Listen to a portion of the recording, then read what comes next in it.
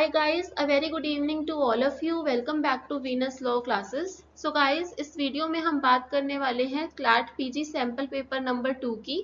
पहले भी एक सैम्पल पेपर 1 आया था which was on criminal law.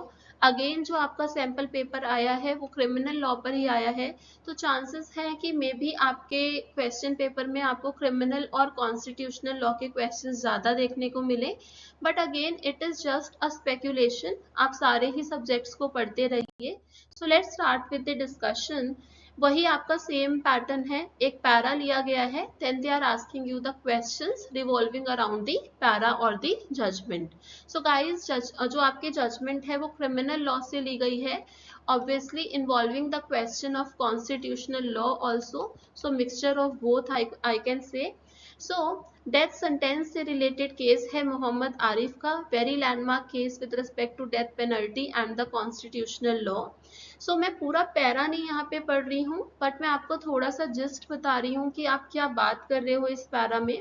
So basically यहाँ पे सेंटेंसिंग पॉलिसी की बात की जा रही है कि ये कहा गया है यहाँ पर कि जो क्राइम है और पनिशमेंट है वो एक ही सिक्के के दो पहलू हैं, कि हम कैसे प्रोपोर्शनेट कर सकते हैं पनिशमेंट को और ऑफेंडर की कल्पेबिलिटी को।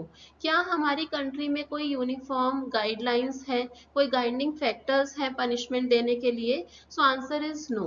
तो जुडिशरी को हमने डिस्क्रिशन दे रखा है to give the punishment. However IPC में प्रोविजंस देखोगे, जैसे पनिशमेंट के लिए दिया जाता है that it may extend to 10 years, या फिर the punishment should be minimum 3 years। लेकिन मोर ओवर कि अगर सपोज मिनिमम है तब तो उतना देना पड़ता है, but it may extend to 10 years।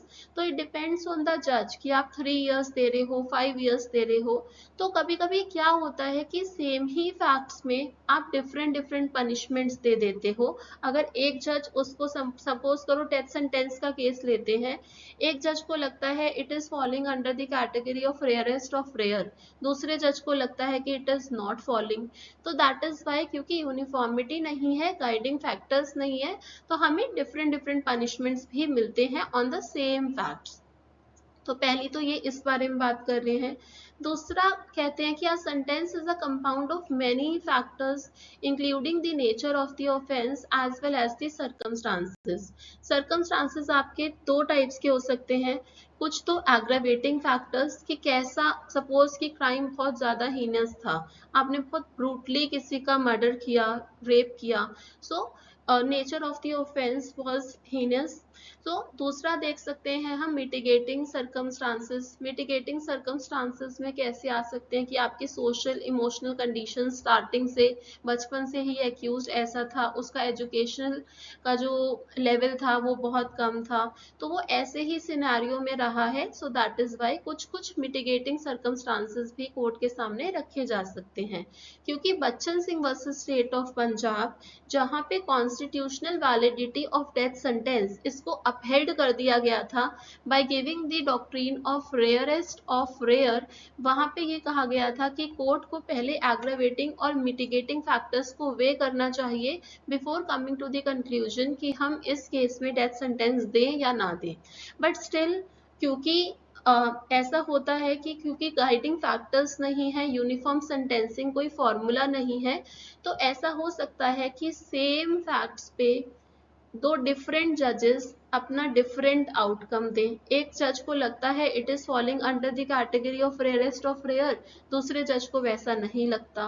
So that is the problem. लेकिन हमारा जो केस है it is more dealing with the concept of review petition, कि डेथ सेंटेंस के केसेस में जब रिव्यू होगा तो कैसे होगा, क्या उसमें कुछ चेंज है लॉ में। So this thing we have to consider. So guys, before coming to the questions, पहले मैं आपको जजमेंट का थोड़ा सा ओवरव्यू दे देती हूँ, सो दैट अगर आपने नहीं भी पढ़ी है जजमेंट तो आपको ज़्यादा मेहनत ना लगे। आपको देखो खुद हमेशा पढ़ना चाहिए, आई ऑलवेज से कि खुद की self study is best, but still आपको वीडियो एक्सेट्रा से थोड़ा हेल्प मिलता है to understand the facts better. अब यहाँ पे ये 5 जजेस बेंच का डिसीजन था। ऑनरेबल जस्टिस आरिफ अली नारिमन, इन्होंने Arif Nariman justice, he has delivered the judgment, majority judgment इन्होंने पेन डाउन किया था। और डाइसेंटिंग ओपिनियन था ऑनरेबल जस्टिस चेलामेश्वर, इन्होंने डाइसेंटिंग ओपिनियन दिया था। तो बात कर लेते हैं कि कौन कौन से आर्टिकल्स इन्वॉल्व हैं इसमें। So these are the articles, आप इसे जॉट डाउन कर सकते हो।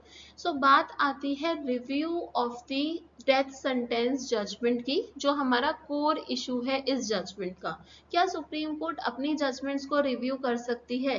कोई भी पर्सन बता सकता है 137 रिव्यू पेटिशन कि हो सकता है सुप्रीम कोर्ट से भी गलती हो जाए। So that is why there is a constitutional provision कि आप जजमेंट्स को रिव्यू कर सकते हो।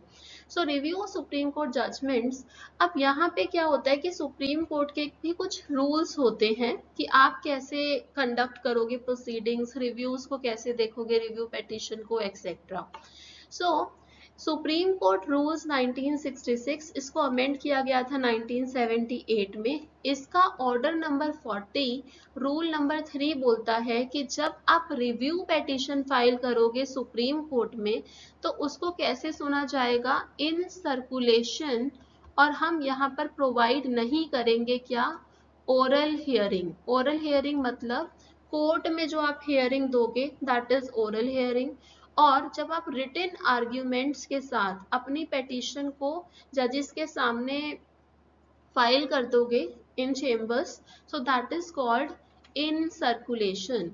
कि यानी कि कोर्ट में हेयरिंग ना होना, इन चेम्बर्स जुडिशियल कॉन्फ्रेंस होना और उसके अकॉर्डिंग डिसाइड होना, सो that is called in circulation. आप ये बोल सकते हो इन सर्कुलेशन को थोड़ा सा बोला जाता है कि ये सीक्रेटली हो रहा है, बट ऐसा नहीं होता। इसमें भी आप जो ऑडी आर्ट्रम पार्टम उसका जो प्रिंसिपल है, are you giving a hearing to the party, answer is yes, though a limited one. और ओरल हियरिंग में ज्यादा हो जाता है कि आपके जो एडवोकेट्स हैं वो भी आर्ग्यू करते हैं आपके बिहाफ पर। सो ये क्योंकि एक पब्लिक हियरिंग मानी जाती है तो इसको ज्यादा वेटेज दिया जाता है। बट क्योंकि सुप्रीम कोर्ट में इतने ज्यादा मतलब थोड़ा सा वर्कलोड इतना ज्यादा था और रिव्यू पिटीशन में बहुत मिनिस्क्यूल चेंजेस होते हैं, ज्यादातर तो यही होता है क्योंकि मैटर पहले ही लोअर कोर्ट से जाकर हायर कोर्ट तक पहुंचता है, that is the apex court. तो उसके लिए कहा गया कि इन सर्कुलेशन हम रिव्यू पिटीशंस को सुन सकते हैं। उसके बाद इस केस में बात की कि नंबर ऑफ जजेस कितने रिक्वायर्ड होंगे जब आप डेथ सेंटेंस का रिव्यू पिटीशन सुनोगे, और स्पेशल प्रोविजन क्या होगा procedure when it comes to review of death penalties. फिर यहाँ पे हम हेड पे चलते हैं। आर्टिकल 21 इसको बहुत ही अच्छे से इलाबोरेट किया गया है इस जजमेंट में। मैग्ना कार्टा 1215, तो सारा जो भी आपका फंडामेंटल राइट है कि एक ऐसा आर्टिकल है जिसको हम इमरजेंसी के टाइम पर भी क्या नहीं करते, सस्पेंड नहीं करते। 359 शायद कॉन्स्टिट्यूशन का, आप चेक कर लेना। सो इसलिए आर्टिकल 21 पे काफी इन्होंने बात की है। आगे चलते हैं गाइस यहाँ से। और ये बोला गया कि आप डेथ सेंटेंस में चाहे आपने एक रूल ले डाउन कर दिया कि रिव्यू पिटीशन इन सर्कुलेशन हो सकती है, बट डेथ सेंटेंस के केसेस में आपको ओरल हियरिंग प्रोवाइड करनी पड़ेगी। Why? Because it is a matter of life of someone. If life is taken तो आप वापस से किसी को जिंदा थोड़ी ना कर सकते हो। सो दैट इज वाई ये एक ऐसा डिसीजन है जिसको आप वापस नहीं कर सकोगे, किसी की जान वापस नहीं आएगी। सो ये बोला गया कि ओरल हियरिंग इसमें दे दोगे तो बेस्ट रहेगा, क्योंकि एडवोकेट्स जो इतने स्किल्ड एडवोकेट्स हैं वो अच्छे से मिटिगेटिंग सर्कमस्टांसेस को कोर्ट के सामने रख पाएंगे। लेकिन यहाँ बोला कि इसको हम सिर्फ 30 मिनट्स तक लिमिट कर देते हैं। 30 मिनट्स में आप कोर्ट को अगर इम्प्रेस कर पाओ तो आपका लक है। सो गाइज आप इसको पढ़ लेना। सो यहाँ पे 30 मिनट्स का टाइम दिया गया which is very important take out for us. आगे चलते हैं। सो अब यहाँ पे मैंने आपको बता दिया, ये सर्कुलेशन एक्सेट्रा वाला मैं सारा बता चुकी हूँ। फिर कोर्ट ने कहा कि even in the Tada cases, because हम 2014 की जजमेंट की बात कर रहे हैं तब टाडा होता था, even in the Tada cases क्या होगा कि हम ओरल हियरिंग प्रोवाइड करेंगे, दैट टू फॉर 30 मिनट्स हम इसको प्रोवाइड करेंगे। और जो डेथ सेंटेंस अभी एग्जीक्यूट नहीं हुई है उसको भी वापस से वहां पर भी ओरल हियरिंग वापस से आप दे सकते हो रीओपन करके with in the 1 month of the order.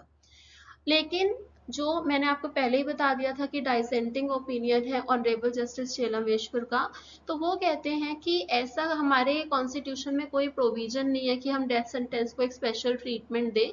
आपको आर्टिकल 1421 की जो भी प्रोसीजर से आप डेथ सेंटेंस दे रहे हो किसी को, तो वो सब्सटेंटिव और प्रोसीजरल दोनों ही सेफ गार्ड कॉन्स्टिट्यूशनल गारंटीज को देखे, बट ऐसा नहीं है कि इसमें हमें ओरल हियरिंग को एक अलग से इसको कैटेगरी बनाकर डेथ सेंटेंस को हम इसमें ओरल हियरिंग को प्रोवाइड करें।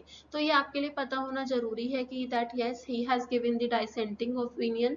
आगे चलते हैं, आप इसको प्लीज स्क्रीनशॉट लेके आप अपने नोट्स तैयार कर सकते हैं। फिर ये कहते हैं कि ऑडी आर्ट्रम पार्टम, इसका मतलब ये नहीं है, नेचुरल जस्टिस के प्रिंसिपल का मतलब ये नहीं है कि हम ओरल हियरिंग देंगे तभी you will be fulfilling this principle कि opportunity of being heard, basically इसका मीनिंग ये होता है। फिर they are relying upon this judgment P N Eswara Iyer and others versus registrar supreme court of India. So guys, इसकी constitutional validity जो हमारा order 40 है, रूल नंबर 3 है सुप्रीम कोर्ट रूल्स का, इसकी कॉन्स्टिट्यूशनल वैलिडिटी को इस जजमेंट में चैलेंज कर दिया गया था कि इन सर्कुलेशन ये कौन सी बात होती है, ओरल हियरिंग ही होना चाहिए। So that is why this provision it was constitutionally challenged. However, the provision, this particular rule, इसकी जो constitutional validity थी, it was upheld in the case of PN Ishwara Iyer versus Registrar Supreme Court of India. अब हमने देखा, इसको कर दिया आपने। अब क्योंकि यहाँ पे कोऑर्डिनेट बेंच ही थी तो हमें ये फॉलो तो करना चाहिए था, बट इन्होंने इसको जजमेंट को और क्लैरिफाई किया और ये बोला गया कि डेथ सेंटेंस जहाँ पे जो केस की जस्टिस है वो डिमांड करती है ओरल हियरिंग, सो पीएन ईश्वरा के केस में ऐसा कोई रोक नहीं है कि आप ओरल हियरिंग कर ही नहीं सकते हो। सो that is why this decision it is being clarified. इसको हम क्लैरिफाई कर रहे हैं अच्छे से। इसको आप देख सकते हो कि कैसे इन्होंने इसकी कॉन्स्टिट्यूशनल वैलिडिटी को अपहेड किया था कि कोर्ट्स में काफी केसेस हो गए हैं, दैट इज वाई। फिर आर्टिकल 21 को एम्फेसाइज करते हुए उसका सिग्निफिकेंस बताया कि दिस इज द सिग्निफिकेंस। फिर डेथ सेंटेंस के केसेस के लिए बोला गया कि अगर आप 134 में देखोगे ना, so there is an automatic right to appeal in the cases of death sentence. और दूसरा मैंने आपको ये भी बताया कि डेथ सेंटेंस के केसेस में सिर्फ आप रेयरेस्ट ऑफ रेयर में देते हो, ऐसा नहीं कि हर केसेस में death sentence is the rule, answer is no. फिर दूसरा क्या है कि ये चीज बोली गई कि आपको दो फैक्टर हमेशा अपने माइंड में रखने हैं। क्या रखने हैं? कि ये एक इरिवर्सिबल डिसीजन है जिसको आप वापस नहीं कर सकते, जैसे हमने अभी बात की थी। और सेकेंडली क्या होता है कि डिफरेंट जजेस जुडिशली ट्रेंड डिफरेंटली होते हैं, सारे जजेस का माइंड सेटअप अलग होता है, तो हो सकता है आप डिफरेंट कंक्लूजन्स पर आ जाओ। सो दैट इज वाई एक ये भी आपने दिया कि ठीक है ओरल हियरिंग होनी चाहिए। मिटिगेटिंग सर्कमस्टांसेस एक्सेट्रा ये हम बात कर चुके हैं। Now I am directly coming to the questions. I hope आपको समझ आया होगा। एक पॉइंट रह गया है इसमें, ये भी कहा गया कि जब डेथ सेंटेंस के केसेस का अपील हो या फिर रिव्यू हो, जो भी, when the matter of death sentence it comes before the honourable court, it should be heard by 3 जजेस बेंच। इसके लिए 3 जजेस बेंच बिठानी पड़ेगी हमें और वही इसी की सुनवाई करे। अब चलते हैं गाइस क्वेश्चंस पे। If a convict is sentenced to death by a court of session for the commission of an offence under IPC, अब किसी कन्विक्ट को क्या मिल गया? डेथ सेंटेंस मिल गया। और वो किसने दिया है? कोर्ट ऑफ सेशन ने दिया है। तो क्या आप उसे डायरेक्टली एग्जीक्यूट कर सकते हो? Answer is no. अगर आपने CRPC पढ़ा होगा, सो 366 सेक्शन नंबर कहता है कि इसके लिए confirmation of high court is required. So guys, यहाँ से आपको क्या पता चलता है? अगर आपने ये केस नहीं भी पढ़ा था फिर भी आप एक क्वेश्चन बना सकते हो अगर आपने डायरेक्ट अच्छे से पढ़ा है तो। The majority opinion in the case above provides a limited right to an oral hearing of a review petition in the death sentence. Such an oral hearing was specified to be a minimum of 30 minutes, half an hour. ठीक है, ये आपको आया होगा समझ। बाकी के options आप खुद से देख सकते हैं। The Supreme Court in the judgment given above also provided that henceforth all capital sentencing cases at the Supreme Court would be decided by 3 judges bench. In the judgment given above, the Supreme Court had to consider an earlier constitutional decision. That is why I am saying coordinate bench. जब आपकी co-equal bench होती है, similar number of judges होते हैं bench में, तो आप उसे coordinate bench बोलते हो. So the earlier decision in the case of P.N. Iswara Iyer versus Registrar Supreme Court. So this was the case. Now, the majority opinion in the case given above held that limited oral hearing at a review stage for a death sentence was necessitated under Article 21 because death sentence is irreversible, final order है बिल्कुल, और different judges are differently judicially trained. और इनके जो mind setup है वो different होता है, so that is why. So different judicially trained minds may have divergent opinions on the sentence based on the same evidence. Now the dissenting opinion in the present case was given by Honorable Justice Chelameshwar. Audi alteram partem does not include which of the following. So the right of oral hearing, ये हमने judgement में देख लिया कि ऐसा necessary नहीं है कि ऑडी आर्टरम पार्टम में क्या हो, राइट टू ओरल हियरिंग हो ही हो. Then right to appeal, right to be physically present, so all of the above. This will be the answer. It does not include all of the above. सो अब देखो, physically present होने की थोड़ी ना जरूरत है, वर्चुअली वीडियो कॉन्फ्रेंसिंग से भी आप दे सकते हो ये अपॉर्चुनिटी, तो ये भी कोई नहीं बनता कि आप इसको टिक करें. So now the code of criminal procedure CRPC mandates that in a case decided to award the death sentence to a convict, it must specify special reasons for the same.